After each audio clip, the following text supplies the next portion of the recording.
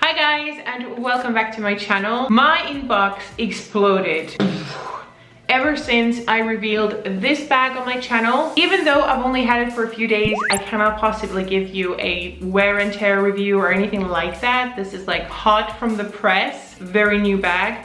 I wrote down all of your concerns, all of your questions about this bag, and I'm going to reply them as best as I can so that you can make an informed decision about whether or not this tote is for you. So if you want to know all of the current pros and cons that I can see from owning it, then keep on watching. Since you're still with me, why don't you subscribe down below and click the notification button so that you can always follow my handbag journey and handbag reveals, because I'm a sick person, okay? I'm Carol and I'm a handbag addict. And this is the official group where we come together, okay? So you're safe here. So this is it, the beauty that we're gonna talk about today. The ONTHEGO Empreinte leather in the GM size.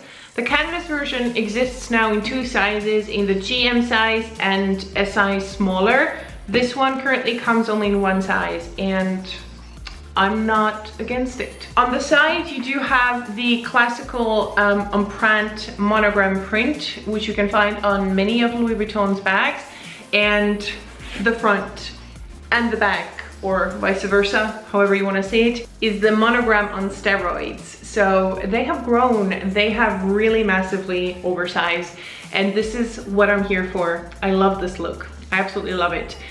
This one is, you know, in general, of course, you can see the logo, it's all in your face, yes, but it's a lot more muted than the canvas version. So if I were to walk around with it in the city, you know, from far, you're like, it's a black bag, and it's only when you come closer, or like, you know, 500 meters, that you can see this huge logo, but it's a lot more muted than the canvas version in my opinion. It has those straps here which allow you to wear it in the crook of your arm or just like carry top handle, and inside it has two straps that are straps. Such an informative video, isn't it? And it allows you to wear it on the shoulder. I will insert mod shots at the end, but for now you can see that it has those two straps. They feel quite papery. I don't know even if it's a word, but it feels like the leather that it's still not completely like worn in. It's matte and it's like lustless, lifeless, and it needs to be like worn in, then it's going to become really, really nice. Whereas the rest of the bag, aside from the handles again, is all like this beautiful buttery grained leather. So the handles and the straps, they need to kind of wear in, and sometimes that's what leather needs, a little bit of oiliness and love. On the inside, it's the color of what happens after you have a food poisoning, but in a more polite way, I'd say this is a coppery camel color, like copper, kind of rust. It's a rust kind of color. You've got two pockets here, two slip pockets where you can fit a phone, two phones, or whatever you need. And it has a large compartment here that is really nice and deep to put anything that you don't want to lose. On the top here, you have this little D-ring attachment so that you can control a little bit the openness of the bag so it doesn't just like fly open. It restricts the access. But all in all, I find this bag itself keeps closed a lot better than any other tote that Vuitton has brought out. That is a nice thing about it. Definitely, if you're wearing it like this, you really have to try hard to get into this bag. So I think in terms of security, it's one of the securest totes before you go like a level higher with a full zipper one. So I quite like that. The main concern people had was the weight of that bag. Now, I'm not gonna lie, this is not like, it doesn't feel like a canvas bag. It's not a paper bag. It's not just like weightless. I weighed it with my scale. I don't know how correct it is, but according to my weighing in, this weighs 250 grams. It's best that you just go and convert it. Most of my viewers are in the US, but I'm situated in Europe, so it's best that you use whatever tool it is that you use to convert and insert 250 grams, then you'll know how much it weighs. So it is still quite a weight, but not to say like, ooh, because again, leather is always going to weigh. So you have to kind of weigh literally the pros and cons of whether you want to have a full leather bag or you want to have a canvas bag that is lighter, but then you don't have the advantages of leather. Now, if you fill it up, of course it's going to have some weight, but I do find that the weight dispersion is a lot better than some of the other bags I have. For example, even the Neverfull, you can pack it up like no one's business, right? But the way that the things kind of shift inside whilst you're wearing it, because it doesn't keep its shape, I find it's a lot more annoying than with this one. The weight is dispersed evenly and it doesn't like fluctuate. Another question I got is whether or not it is a good work bag or whether it's going to ruin the handles. What I always suggest you do is read the description of what the bag was meant for. Not every brand is going to put it there, but if they have a beautiful descriptive text saying use it as your everyday bag for on the go, which this one is that, or you have something that says use it as a beautiful beach bag that can effortlessly carry your towel and other items, kind of read between the lines. It's not a contractual thing that the brand puts out there, but you can kind of get a sense for the intended purpose of a bag. From what I can read on Louis Vuitton's website, it says this is an effortless like work day to weekend bag. Stow your files and your laptop in it. So they're kind of telling you this is a bag that can take hardcore duty, you know? A little bit like the Neverfulls, they tell you how much weight it can handle, and like it's a sick weight that it can handle. They're basically giving you a green light, as in, yes, we've made the handles strong enough. Now, should you experience any falling apart, because let's be honest, this is a new bag. We all know how new designs and new bags or new materials can like wear. They don't always know how it's gonna wear like 2 years down the line. But it gives me confidence that if you did have any problems, then it will definitely be resolved at Vuitton. These handles here, I can see that they are stitched similarly as the Neverfull.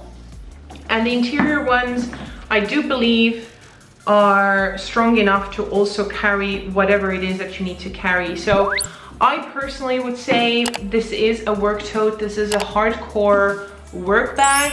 They have not put any restrictions, as in you can only wear it by those handles if the weight is X amounts, or you can only wear those handles when the weight is like another X amount. Does it make sense? I hope it does. So yes, it is a great work bag. If you do have any issues, don't hesitate, because again, this is a new model. It's a new material, not a new material, but a new material for a new model, so they don't really know how it's going to wear. Don't hesitate to contact them if you do have any questions. Next question, do the handles dig into the shoulders? Now, as you can see, the handles are thin, you know? So it would give you like this impression that, great, you put handles, but is it actually going to help? Now, I personally, again, I have not had it for 2 months and worn it day in, day out to say what I feel, but I do feel that the fact that those are double handles, again, allows the weight to be dispersed more evenly. So I think that if it's really, really heavy, you should avoid those straps going on top of each other on your shoulder, if you know what I mean. Then it's really gonna like dig in.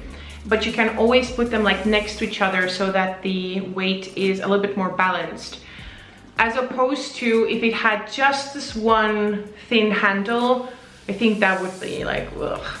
The handles either way are thicker than the Neverfull ones, which are even thinner. So I think this is like trial and error. If you really want me to reply to this question, I'll have to wait for a few months and use it in different situations. But right now, I personally I'm not opposed. The next reservation a lot of you had, which I completely understand, is that this huge bag does not have any feet at the bottom. And as I said, I absolutely understand for some of you, this is a reason not to get it. But I personally, you know, the look without the feet is pretty, but of course this is a tote, so you will be inclined to put it on the ground a lot more. This is just something that you have to see whether or not it's a deal breaker for you. For me personally, I'm cool. I'm gonna test it out. I have a lot of faith in the Empreinte leather. If it were like a soft leather of some kind, I would be a little bit more wary. Let's talk about the suppleness of this bag. I was looking at someone's review about this bag, and it said exactly what I wanted to word in my previous video, but I don't know how successful I was, is that it slouches like the perfect amount. It has the perfect amount of movement without being too flimsy. Now, those of you who have had Empreinte leather pieces say that the Empreinte leather does really like soften up a lot. I think that the way that it has been sewn together still gives it a shape that is not going to, like, it's never going to be a super slouchy tote. So I do believe it will keep its shape more or less. Someone asked me about the glazing of the handles. The glazing of the handles is not really like on the Speedy. It's a more matte glazing. It, like, actually the handles look very, very matte compared to the bag. And it also looks like a glazing that's not gonna crack as easily as perhaps the Speedy ones, because the Speedy has like this red tinted almost glazing, like red brownish glaze that's super shiny. This one is not. This is really, really matte. But again, I can say whatever I want to say about how it's gonna wear, but I'm only gonna know that in a few months time when I've like the first tear.